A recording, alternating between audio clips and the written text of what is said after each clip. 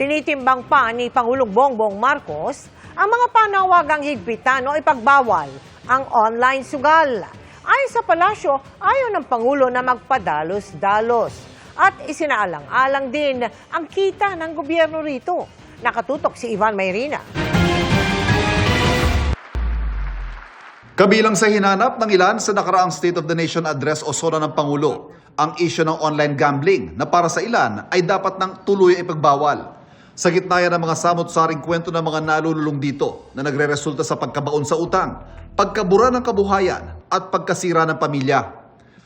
Ayon sa palasyo, batid ng Pangulo ang mga ito, pero maingat pa itong tinitimbang. Huwag tayo masyadong magpadalos-dalos.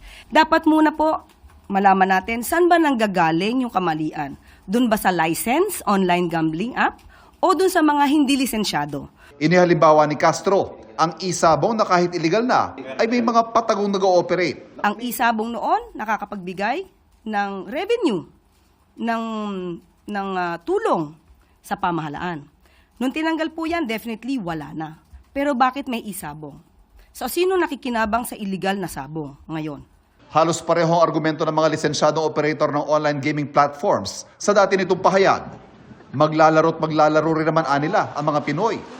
Kung hindi sa lisensyadong platform na sumusunod sa regulasyon, ay sa mga illegal na sites na hindi nananagot kanino man. Ang hulian nila ang pupuntahan kung may total ban at lalong mawawala ng kontrol ang gobyerno sa mga ito. Kinikilala rin ito ng Malacanang at isa raw sa mga isinaalang-alang ng Pangulo. Dapat ito aralin mabuti.